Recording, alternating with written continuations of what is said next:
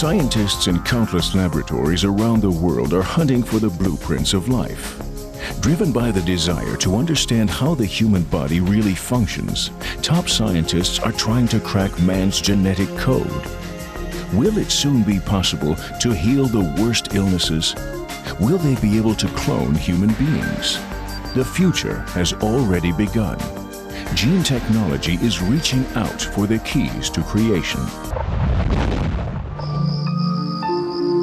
The future has already begun. In countless genetic laboratories throughout the world, researchers are exploring new directions. With terrific speed, they gather one bit of information after another, gene by gene, and in so doing, form a revolutionary bank of knowledge. A fascinating and threateningly powerful new science is growing. Biologists are creating this new key technology that has the power to potentially control every facet of our lives. It will soon put a fantastic tool in the hands of mankind. If every cell is known, nature itself can be manipulated. Genetic engineering is about to make a crucial move towards placing the key to creation in our own hands.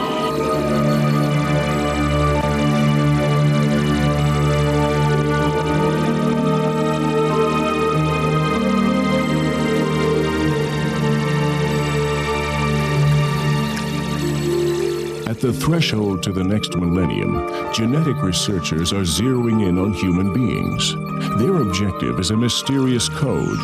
Hour by hour, they penetrate deeper to each letter of the building plan that makes us the distinctive individuals that we are. These experts also know that if you want to understand and then control the fundamental laws of human genes, you also have to learn from the other organisms on our planet. We are the product of a fascinating development, controlled by our genes. We are able to enjoy things and remain healthy because of our genes and the substances they produce in us. Every second, millions of them are actively working within us, conjuring up a world of sensory impressions and feelings. Our behavior, our environment, and our genes determine when we get ill and what diseases affect us. Every human being is the distinctive product of an egg and a sperm cell. When the egg is fertilized, a gigantic building plan begins to unfold. Each life originates from the transformation of what is known as the genome. Scientists already have a large portion of the technology needed to predict a person's future through his or her gene profile. In as little as a few years, we may expect the perfect gene test. One single hair root is sufficient for the experts. Then all the key data of a still young life awaits us with infallible precision.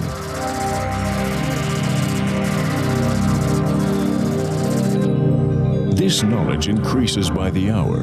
Every week, new genes for diseases are decoded all over the world. One test may be able to reveal your fate. One single scale from your skin is sufficient to analyze a whole life in precise detail. In every cell, data are hidden that can determine happiness and sorrow.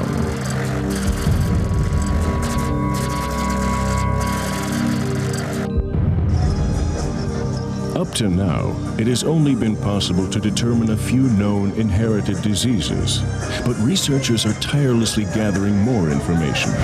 Their objective? If we know what awaits us, we can adjust our lives based upon that knowledge. The possibility: using the gene profile of a blood cell and avoiding risk factors in our behavior. Individual diseases could then be prevented in this fashion. All biological processes are described in the genome, not just of human beings. Every living organism on this planet obeys the code of the genes. Plants, bacteria, worms, fish, mammals, all bear this universal writing within themselves. The code has developed over millions of years. No scientist yet knows the entire machinery of the genetic material. Many mysteries lie hidden deep within us. But now, scientists have joined the worldwide quest for this mysterious underwriting of life. The heart, the motor of life. It begins to beat after only a few weeks of pregnancy. If all the genes are activated at the right time, it is built perfectly and beats 75 years long on the average. 10 billion body cells. Whether they are blood corpuscles, nerves, or muscle cells, the genetic switchboard is hidden in each one. There is a gigantic storehouse of information in the fantastically well-packaged nucleus.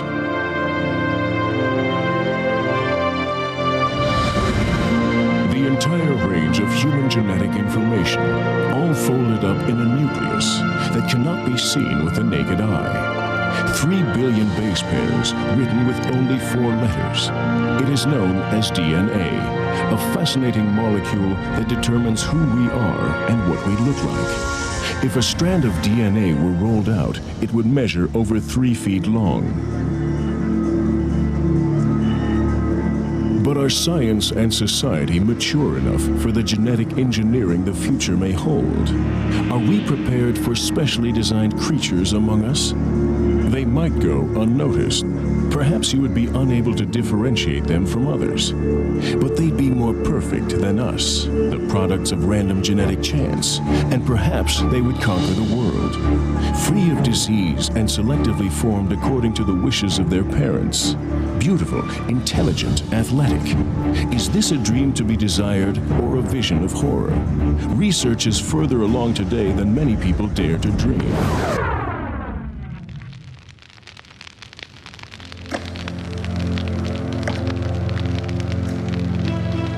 Tübingen, Germany, in 1869.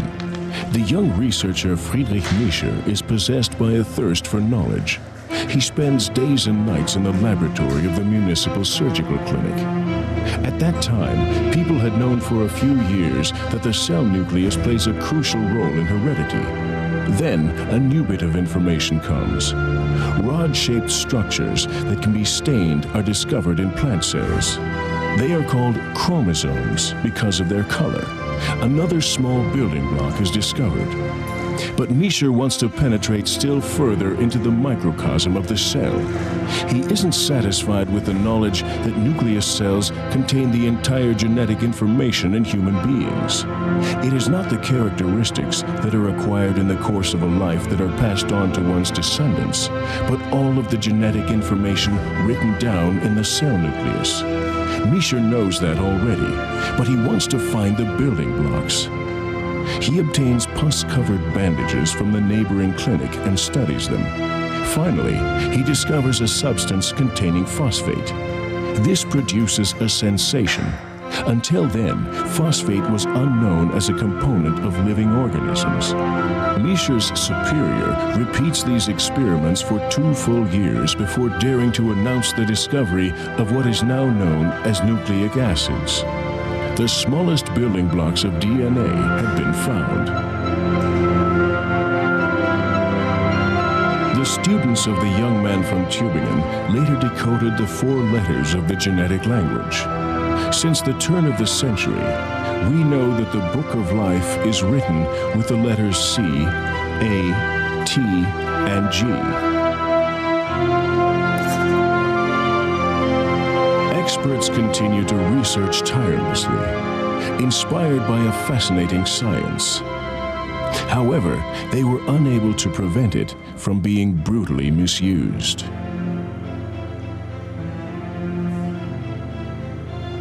Wir haben unwertes Leben nicht nur erhalten, wir haben ihm auch Vermehrung gewährt. Die Nachkommen dieser Kranken sahen so aus. Gesunde Menschen wohnten in engen, lichtlosen Gassen und halb verfallenen Lauben. Idioten und Schwachsinnigen baute man aber Paläste, und diese kranken Menschen waren gar nicht empfänglich für die Schönheit, mit der man sie umgab. Nazi propaganda brazenly twisted the scientific knowledge of its time. Handicapped people were condemned without mercy, judged not worth preserving, and genetics was used as a justification for the mass murder of millions.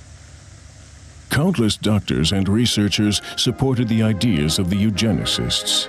The race was supposed to be perfected by careful genetic hygiene. The first massive state experiments ended with more than 100,000 murdered handicapped people in Germany by 1941. Later, genetics became an outlawed science. But shortly after the war, a young group of researchers gave an important starting boost to modern molecular biology. Well, the first important step was the discovery of the structure of DNA in 1952 by Watson and Crick, because all of a sudden we understood the molecule, which was the molecule of heredity for the first time. That was an incredible discovery. Decoding DNA's structure brought Watson and Crick the Nobel Prize in 1962. Now we knew. Genetic information has an elegant form.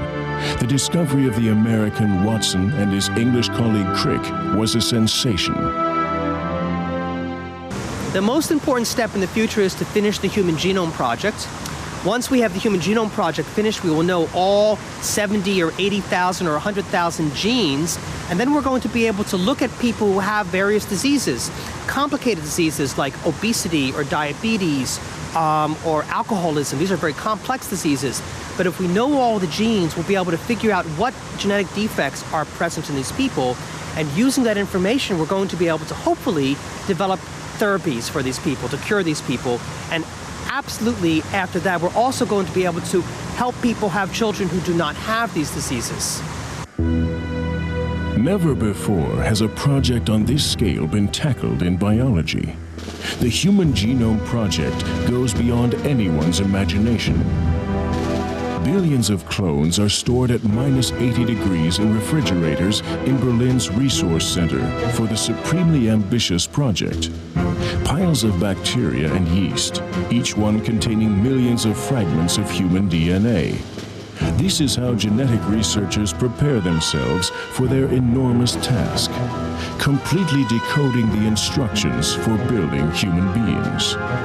3 billion letters will be decoded step by step through these artificially constructed creatures. Skillfully and precisely stowed in bacteria cells, human genetic substance is waiting to be sequenced.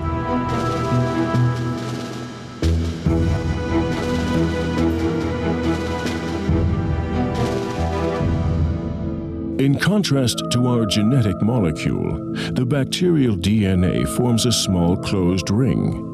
Modern methods allow the scientist to cut this ring at any place desired. Afterwards, only a tiny piece of human genetic material is installed. In this way, researchers transform normal bacteria into a natural duplication factory for human DNA.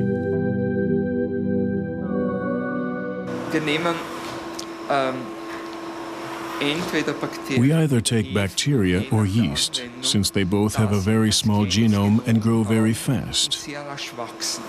Once we have connected a DNA fragment with a bacterial vector and put it into a bacterial cell, then the bacteria cell will double itself every 30 minutes. This means that after one day, we'll have produced an enormous amount of this original molecule. If we would take human cells, for example, which divide only once a day, then every experiment would be much more expensive and would last much longer.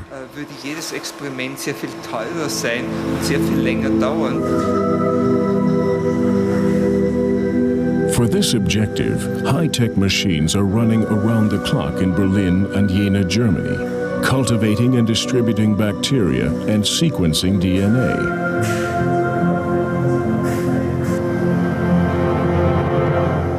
Here in the Berlin sequencing room, entire batteries of machines work without interruption.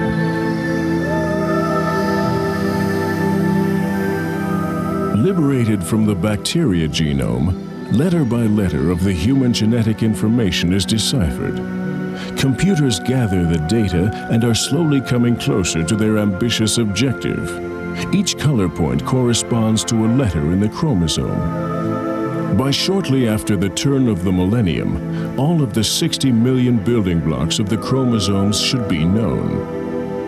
But the German efforts are insignificant compared to the genetic engineering currently taking place across the Atlantic in the United States.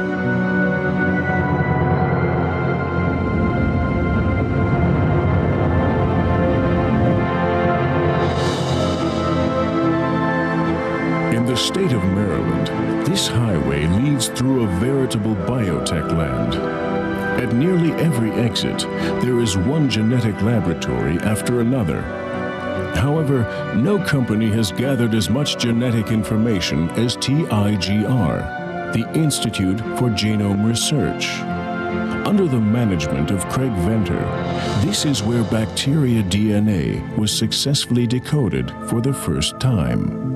It's exciting to be part of history. There's a very short period of time, starting with about 4 or 5 years ago, going forward for perhaps the next 5, maybe 10 years, that are a turning point in science. And hopefully it'll be a turning point in medicine. But our knowledge changed overnight with being able to decipher genomes. Instead of trying to treat bacteria as black boxes where we don't really know how they work or how to attack them effectively other than by chance, we now understand their genetic workings and how they evolve with time.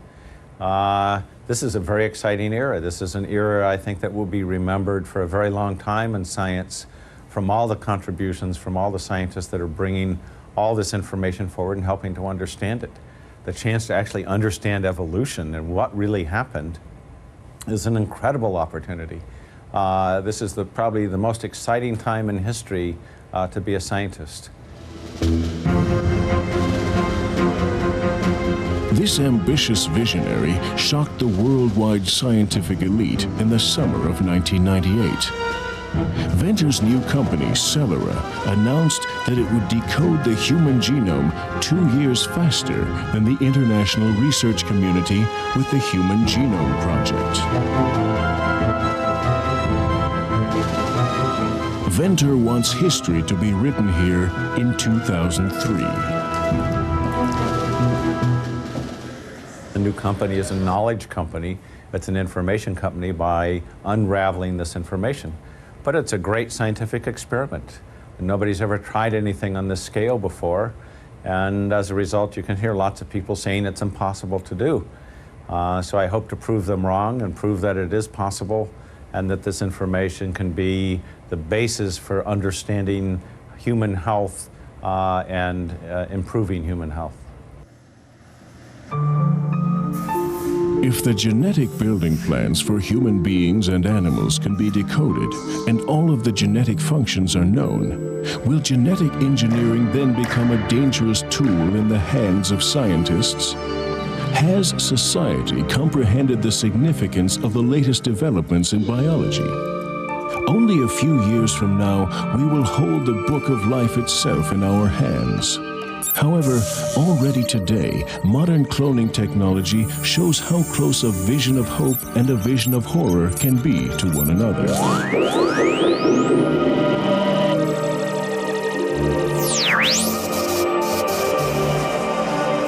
The first successful cloning experiments with frogs took place 40 years before Dolly.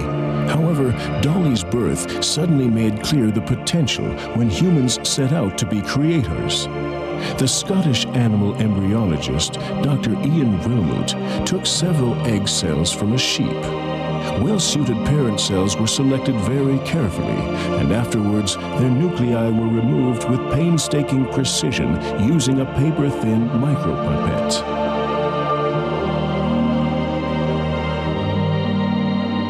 Cells from the udder were removed from a second sheep mother, and the cell nucleus was exposed.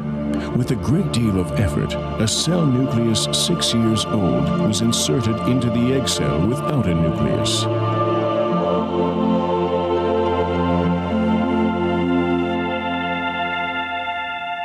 Afterwards, the freshly manipulated egg cell was carefully laid on a nourishing liquid between 2 electrodes. A weak electric shock brought Dolly into life.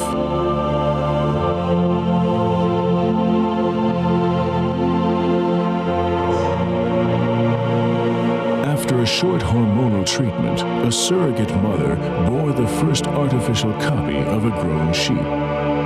Wilmot vanquished nature and opened up a new chapter in genetic engineering. Cloned mice, cattle, and even apes followed the example of Dolly in quick succession. Later, Korean researchers were successful at dividing the first cell with a human clone. The experiment was interrupted in December of 1998, but suddenly it seemed possible to clone people at any time. And Richard Seed really wants to do it. My girlfriend, she works at a grocery store down the street, and she said that one day some guy came into her line and he said, "Don't you know me?" And she was like, "What are you talking about? I don't know you." He's like, "I'm the most famous man in Riverside." You getting this on film? This is what I do to Germans that don't agree with me. As far as just doing it for becoming famous, I don't agree with that. But as far as trying to help save a life, yeah, then I'd be all for it. I've been really trying to think. This light bulb should have some idea inside of it.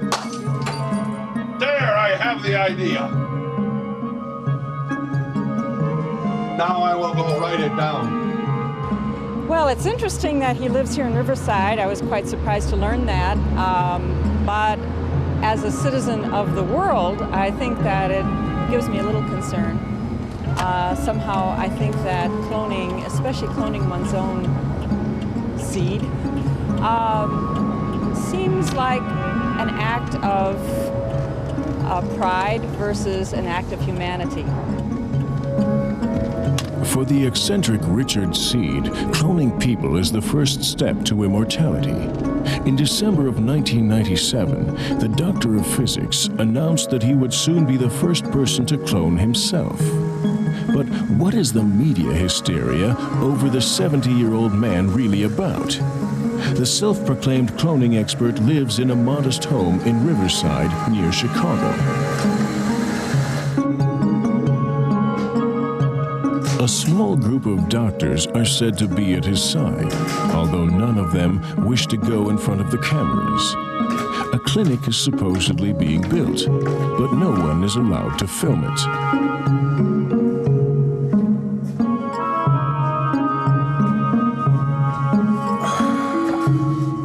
In the 1970s, Seed operated a small insemination company for cattle. When he wanted to transfer the methods of reproduction from cattle to humans, he went broke. Now Seed, who is sometimes frenetically active and sometimes casually serious, is courting the public.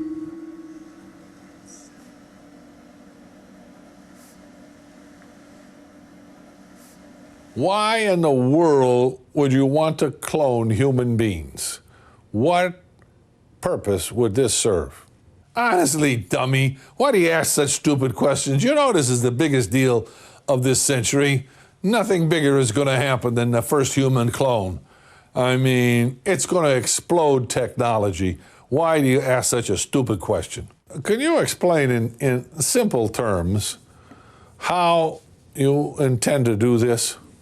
Some terms that would be simple enough for our average viewer to understand. How am I going to do it? You know how I'm going to do it. It's a cinch.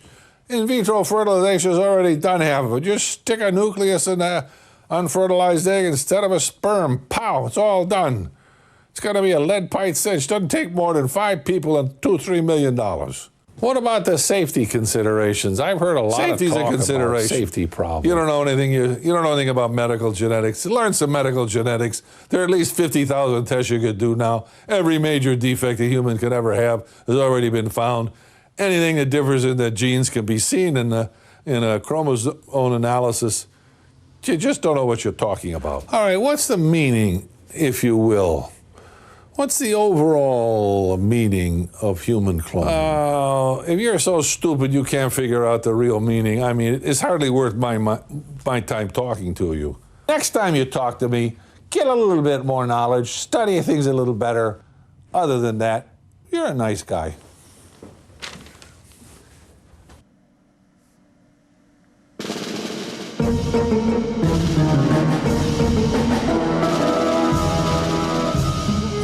The media go crazy over his message. What an ego trip, they say. Seed wants to clone himself. Will the first human clone really originate in a dark basement with 2 old microscopes? This is part of my library. A few microscopes. I occasionally look at specimens here. Well, these are not live specimens, but they may be just dead specimens of eggs and tissue samples that we are interested in examining or using in cloning.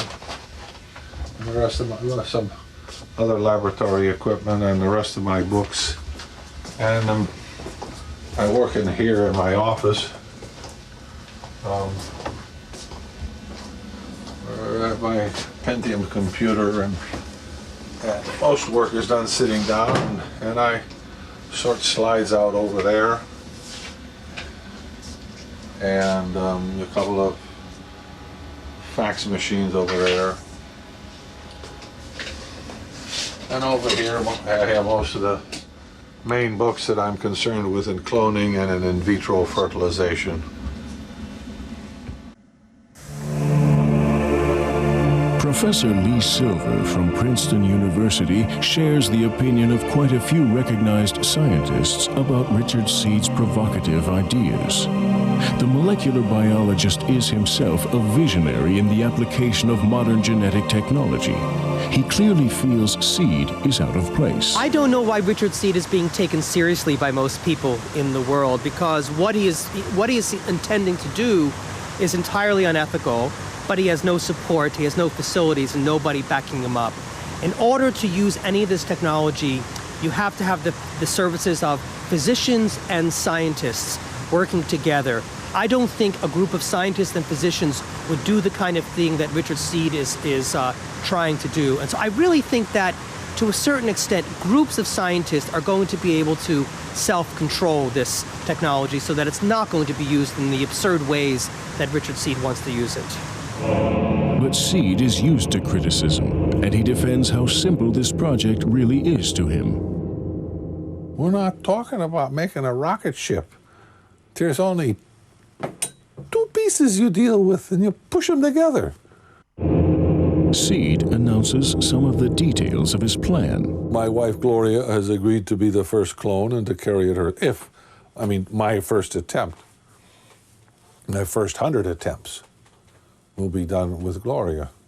For him, cloning is proof of human power and an undeniable part of the future. If you can clone, turn a nucleus back to zero, you can control life. But experts qualify the possibility of his potential human cloning plans. The short answer is one of him is more than enough, and so we certainly don't want him to clone himself. But it's a big mistake in society. We learn these things from science fiction movies, that people think cloning themselves means you would be able to reproduce yourself and have a carbon copy of you sitting next to you, okay? Cloning happens all the time. It happens naturally in nature. It's called twins and triplets. So I don't think it's much of a threat for humanity And I don't think Richard Seed's a worry, other than fanning the flames of the press, that this is some potential reality. Even if he could clone himself, he would be dead before his clone would be 12 years old. The dream of a gray-haired 70-year-old man. Is he driven by greed or the need to create a sensation? Is Seed cleverly manipulating the media to hush up his actual plans? Does he actually already have over 70% of the required technology? The race to create the first human clone has begun. However, as he goes down biological blind alleys, time seems to be running out for this physicist. But the fear of the first human clone remains. If not Richard Seed, then perhaps some unknown expert is in the process of carrying out the daring deed. The world is in fear of Day X. Researchers believe that it will be sometime in the next 5 to 10 years. Morality is already undergoing a change in the United States.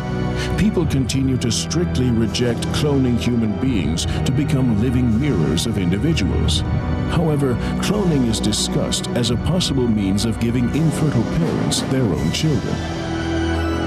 Across the Atlantic, in Germany, the legislation is clear.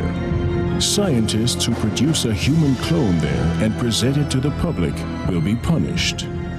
Mit einer Freiheitsstrafe bis zu 5 Jahren.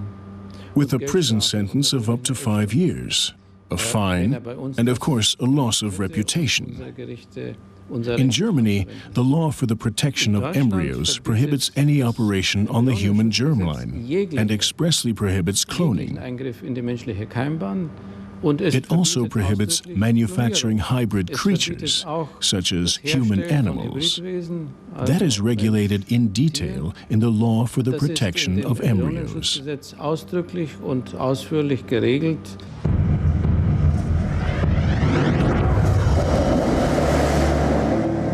The perfect human being.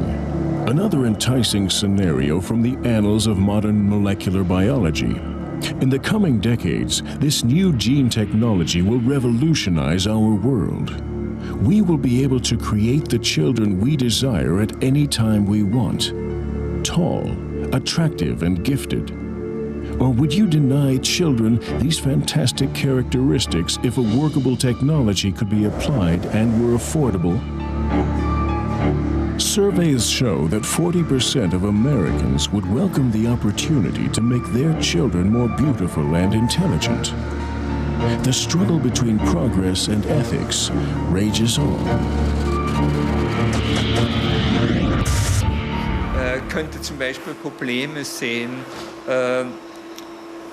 I could foresee some problems, for instance, when it becomes possible to manipulate certain aesthetic factors of children by germline therapy.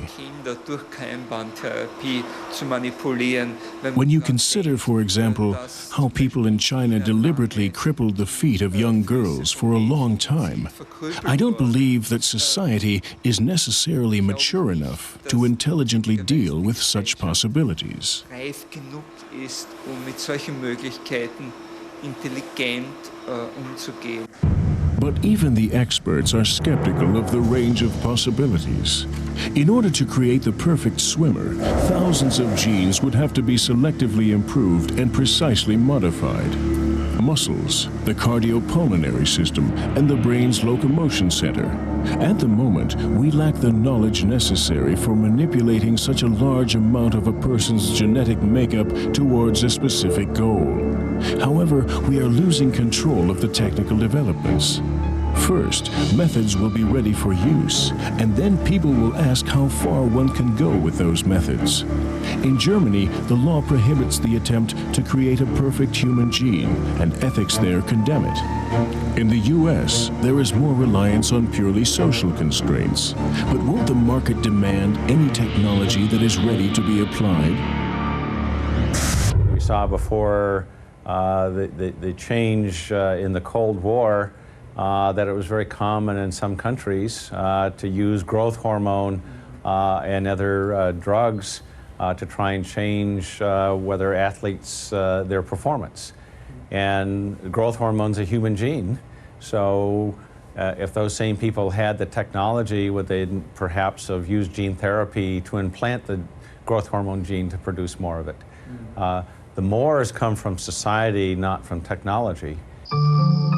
In many areas, the possibility for the future use of genetic technology is highly disputed. However, even its opponents accept its use in medicine in a meaningful fashion. What is known as somatic genetic therapy will likely become the most powerful weapon of medicine in the next millennium. It will soon be providing more successful treatment against the scourge of cancer and Alzheimer's. The objectives of the future genetic therapists are to make diagnoses more precise than ever by means of genetic analysis. They would then be able to treat diseases in a very individual fashion through the means of genetically tailor-made medicine. Even today, people are fascinated by the idea of healing using the program of life.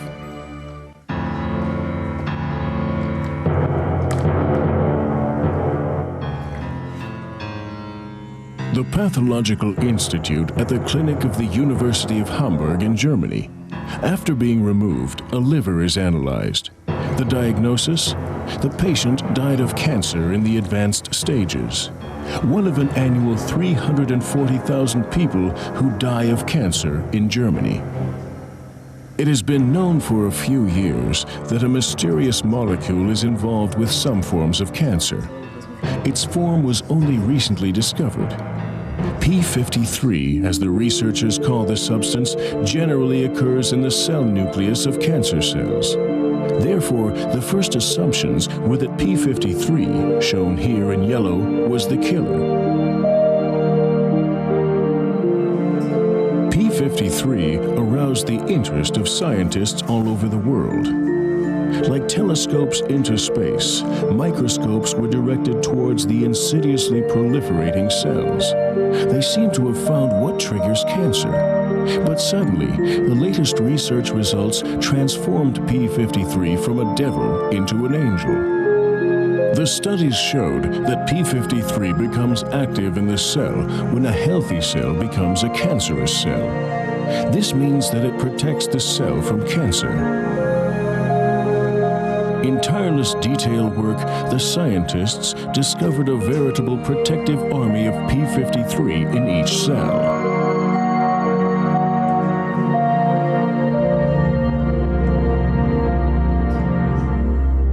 These guardians are also present in the nucleus, where they control our genetic makeup.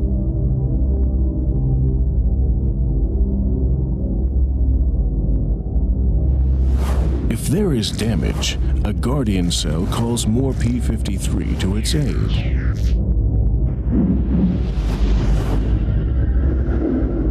Individual P53 molecules bind themselves to the DNA and set off the alarm. Cellular division is immediately stopped and reinforcements repair the damage.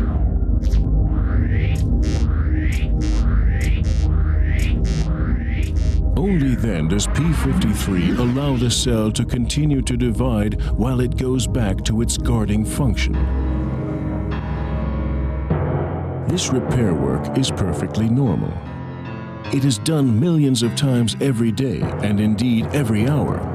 However, there are frequently very serious defects in DNA as a result of cellular poisons or radiation. In this case, it is beyond repair. And then P53 can do even more. The molecule takes radical steps.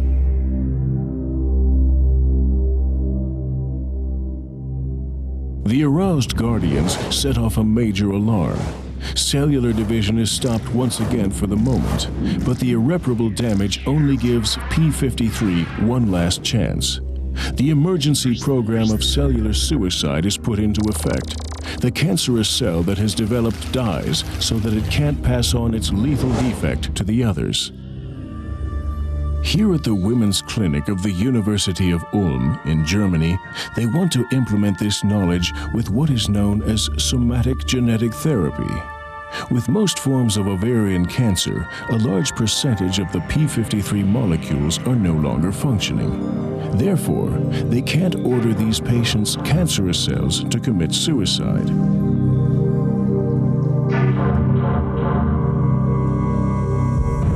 It is often not even possible to stop cancer after an operation and subsequent chemotherapy. Scattered cells continue to form even more tumors. P53, in its crippled form, can no longer have any effect on these proliferating cells.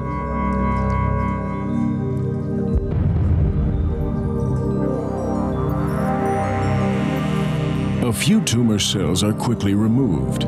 An examination will confirm whether the patient had a defect in the region of her genetic makeup responsible for the production of the P53 molecule.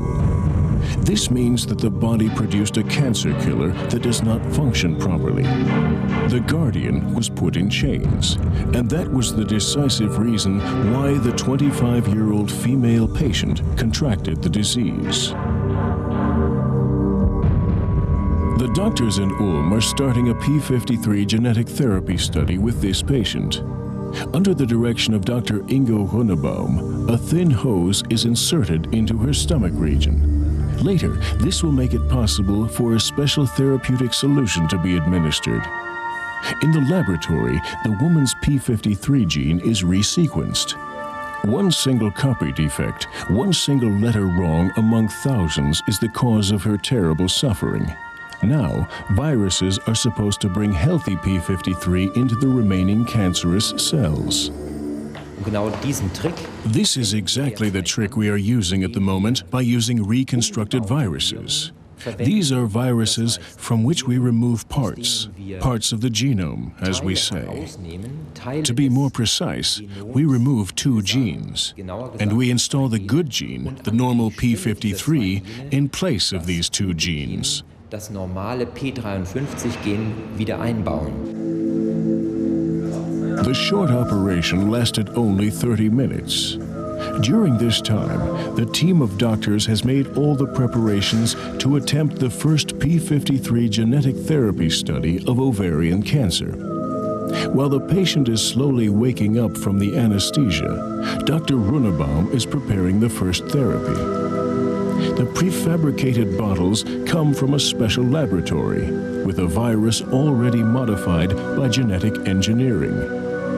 The researchers use a harmless cold virus as a Trojan horse. In this way, the functional P53 gene can be smuggled into the degenerated region without the cancerous cell recognizing it. Then, the plan is that the new P53 is supposed to assume its task and kill off the tumor cells. An ingenious idea, but will the doctors actually be able to achieve their ambitious goal? In der Zellkultur We see in the cell culture, and also in experiments with animals, that if you put a large amount of this gene into a cell, it goes into a suicide program if it is degenerated and dies off. After about 48 hours, almost all of the cells are dead if you infect them with this therapeutic virus. During an animal experiment, this always looks ideal and works relatively well, though it does not necessarily mean that it will also work in the clinical examination. dass das auch in der klinischen Prüfung klappt. 43 women have already been treated with this method, and in no case was incompatibility detected. The virus could also not be discovered outside of the patients. The crucial data are expected in the next few months.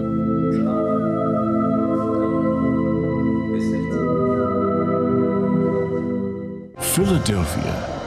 5 years ago, scientists here discovered a mammal with fantastic characteristics. Over millions of years of evolution, frogs have developed their regenerative capability as a natural form of defense against injuries. Now, a mouse has surprised the biologists with astounding characteristics similar to those of the mysterious amphibians. Professor Ellen Haber-Katz wants to discover the reason for their strange development. With a special type of mice, the immunologist noticed that marking holes made in their ears closed again completely. In contrast to a control mouse, the white mice completely reformed the tissue once removed from their ears.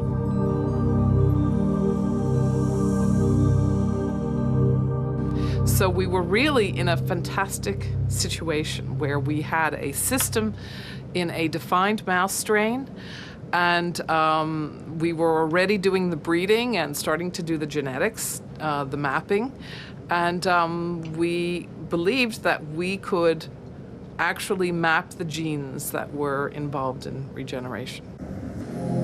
The researchers began with the quest for the genes involved. The unusual thing here was the fact that though the wounds heal with normal mice, with the white mouse everything grows back immediately, whether it is hair, blood vessels, or fatty tissue, without any trace of an injury.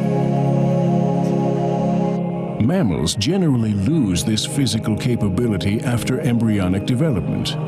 Only amphibians, such as frogs, retain the impressive ability to regenerate even such things as legs after losing them. The researchers know that they are on the trail of an incredible mechanism. If we could understand how the mouse performs this magic trick, this might also open up the way to a perfect form of healing wounds for human beings.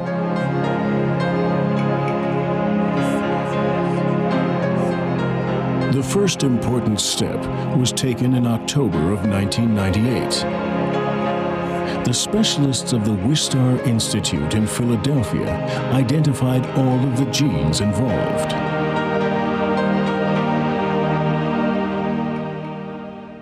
So what is regeneration? I mean, perhaps what is really going on is something that occurred during development. I mean, you had limbs develop, but you don't see it in the adult. And it could be that what is going on here is that you are converting a process that happens during development to something that can now happen in the adult. And maybe this will be a very simple process, or maybe it will be a very involved process, but yet we can accomplish something. The biologist is confident.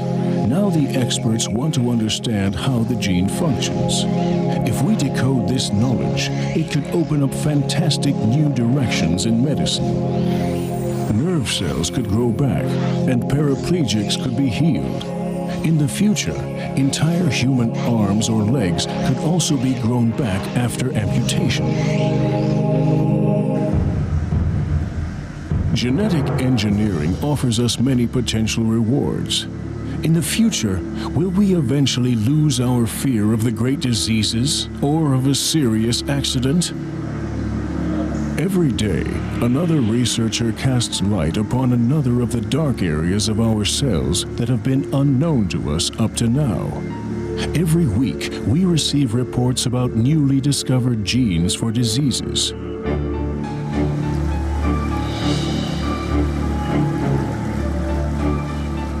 Research is underway, and it seems no longer possible to hold back the thirst for knowledge. Even if it is restricted, genetic engineering will undoubtedly continue. And the question is whether or not society can control the use of this technology or not. A good society would say, let's use this technology to help all people have children that are free of genetic diseases. That's what a good society would do. But unfortunately, a society that's based on market principles like the American society will allow this technology to be used by those who can afford it. And then people with money will be able to have children who are much, much better protected, much healthier, longer lived than children of people who don't have money. A designer child, healthy and attractive. Will this be a privilege of the rich? This is a serious danger that is becoming greater and greater and could be a socially explosive issue. What about so-called hybrid creatures in the future?